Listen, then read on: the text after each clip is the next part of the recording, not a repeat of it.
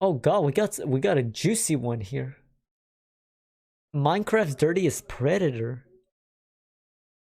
Oh yeah, let's Jackeshi watch was it. on track to become the next big Minecraft YouTuber until he was cancelled over 40 times in less than 7 days. Who was Jackeshi, Yikes. what did he do, and how has his life been impacted as a result of these actions? Let's begin by looking at an early video posted to his Twitter, during which Jackeshi would give a quick overview of who he was. Hello, my name is Dirtiest Demetrius. I'm a 22-year-old Minecraft and just chatting streamer, and I've been streaming for like 7 years. My favorite part about streaming is the fact that I get to meet awesome people and make amazing friends. There were definitely some elements of weird in this introductory video, such as him calling himself a cat boy. It's time for my lore. I'm a cat boy. While showing his cat ear collection before stating this. I can meow if you want. But for the most part, this video was fairly innocent, with his solid reputation being summarized by the countless positive replies. For you, I guess. In other Twitter threads, Jackeshi was described as not only one of the best people I know, but also one of the best and most hardworking CCs I know, helping Jackeshi to get noticed by Dream, who randomly raided Jackeshi's Twitch channel. Wait, what? What?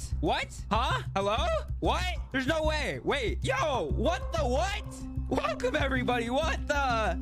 Hello and welcome to the stream, everybody. What? I'm trying not to cry. Thank you guys so much. You love my nails. Thank you. Thank you for all the gifteds. Thank you for all the biddies, the follows. Dream, yes, actually Dream. Before Dream would double down on the kind gesture by donating $2,000 to him. Dream, there's no 2,000. freaking way. A $2,000 donate. Dream. What the heck?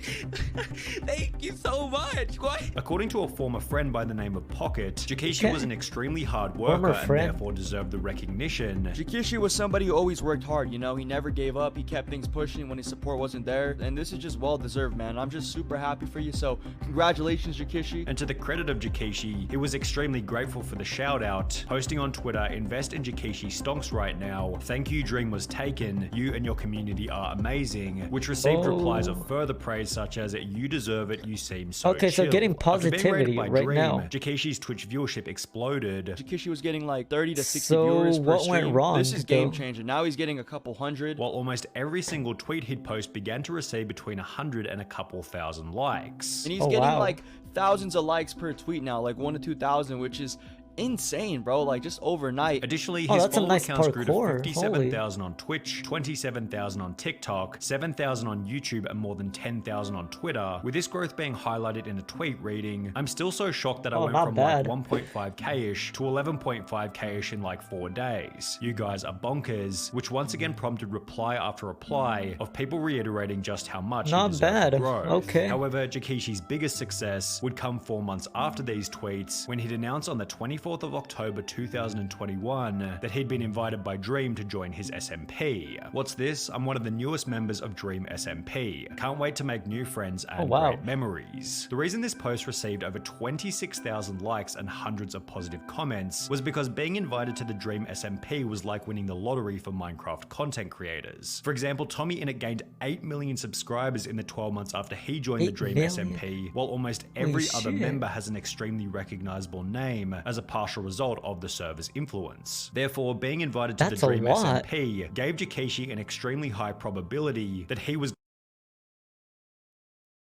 going to be one of the next big names amongst that group, with his Twitch gaining over 32,000 followers after announcing that he joined the server. Jackeshi instantly began to exhibit the same kind of outlook and attitude as these other Minecraft streamers, making a Twitter post only 1 day after being accepted into the SMP reading, "So I had something brought to my attention that one of my new mods said something that wasn't okay in any circumstance. They have been unmodded because that doesn't fly with me at all. That isn't the kind of stuff I want in my chat, not from mods, not from anyone. Love you guys." For people asking for context, there was something said about self-harm and it wasn't okay, with this post seemingly trying to establish the idea that he was of good morals and could do nothing wrong, which also seemed to be the goal of his countless other tweets, where he was trying to come off as extremely nice and overly accepting of others. However, you should always be cautious of a creator who seems too nice, because everybody has an unseen dark side, and perhaps Jackeishi's overwhelming kindness was nothing more than a cover-up for his own horrible past.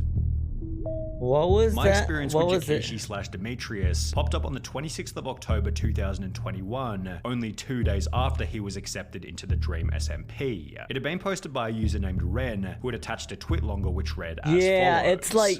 it's like they wait until like they succeed, until they have like big success, and then that one person comes up, they're like, yeah, now it's time to fuck them up, and then boom, tweets about it, and then boom, there you go, career gone instantly. Like that's how it is. It's like how they plan it so well. Big success, then that random person like, oh yeah, here you go, tweet, boom, cancelled, career over. And then the other guy's like, wait guys, I can explain this, and they just goes downhill from there. So yeah. Due to the recent event of him joining a considerably large But it content depends creator on how group bad and it gaining is. exponentially more exposure, I feel like it's Which my is really responsibility to bad. bring this to I'm light pretty sure in it's order to always prevent bad. this person from taking advantage of more young girls. The tweet longer then explained that the two had begun talking when she was 14, Jackeshi was 18 or 19, and that things had gotten heated in the chat pretty quickly. The two had joked about sending pictures to each other. Excuse me, what? Met him through Skype, became close friends, made me feel like I had a safe space with him, trusted him like family, messaged me, called often, friends, many months, stayed over for a few years. Oh, stayed close, not over. Over time, the dynamic shifted from nothing more than platonic friends. Yeah, you're right. It didn't matter because they weren't big at all. Like they were small. But yeah, like once they go big, then once they become like really, really successful, like really big, then yeah, that's gonna matter a lot. A lot of people are gonna question it, like, wait a minute, is this true? And some are gonna say, nah, that's not true. They're just saying that bullshit just because they're haters. And yeah, it's like going back and forth, like, no, it's not true. It's just a rumor. Like, no, it is true, bro. Look at this. And so yeah, it just creates problem for that guy. And once he confesses that it's true, like the actual confession, then yeah, that's when you start losing. Like he starts losing a lot, and yeah, it just goes downhill from there. Like for that guy, chief man, that's real tough. Platonic friends to him being sexual towards me and wanting sexual things from me. The earliest conversation history I have is from when I was 14, 2018. He was 18 to 19. Holy shit. And you can see things were already sexual on his end. We had our first mention of meetup. Frequently ask for nudes, joke about us sending nudes to each other, and talk to me about my body and sex. When I was 14, 15, Demetrius and I exchanged explicit pictures. She agreed to it? What the fuck? He sent me his dick and asked for tit pics, to which I agreed, as well as him paying for one instance. As him paying me for one instance. He was 19 to 20. What? No. She was like 15 and he's 20. That is so bad. Ah, that's instant jail time. Then explained that the two had begun talking when she was 14, Jackeshi was now 18 big, they have or more 19, targets. and She was young had and gotten heated in the chat pretty quickly. The two had yeah, 14, 15, yeah. 15-year-olds are pretty stupid, but I mean, yeah, you're right on that. They're really, really dumb. They are young and really stupid, and they don't know who's on the other side. And since they were really, really close, yeah, she was like, I trust this guy. And they was like, yeah, you don't want to send me a fucking tit pic. And it's like, yeah, all right, sure, I'll do it because I trust this guy. I know him. We've been close, very close for years, and you know, it just starts unraveling from there. Yeah, she shouldn't do it, but they don't know anything, man. Like It's like they don't know who's on the other side, and and since you know as it says they were really close together. She just it's like yeah, she didn't know, and she should have done it, but you know they don't think for themselves. They don't think that well, because yeah, because they don't have like supervision and shit. So have two or more face. Yeah, you're right on that. Joked about sending pictures to each other, which they would eventually never trust do, anyone. And it also talked about meeting up. Never Quote, trust if we would have man. met up that summer, I would have been 15 while he was 20, alone in a hotel with a man who said that he would try to not make sexual advances on me. The post concluded by stating I can no longer ignore it, as his audience of young and impressionable girls is growing by the second. I blocked him on Snapchat, Twitter, and Instagram several months ago after we eventually grew apart, and have not spoken to him since. I also know that I was not the only underage girl that he was sexual with. Wow, not only the underage girl. Okay, so yeah, you're right. See? So once they're big, he now has a huge audience, and now which is full of underage kids, yeah, underage girls now. So at that point he now has multiple targets right there. So that's bad. Very, very bad. So if he tried with this one, and now that he's big, he has multiple targets, he is now gonna try with them. That he was sexual with. And that's bad. Brent had all of the screenshots to match, and with the expose receiving... I'll just go off myself that... Whoa! No, I'm kidding, but still, I was gonna cry. I wouldn't go out like that. I just want to call. Yeah, you haven't even sent nudes yet. You can't die.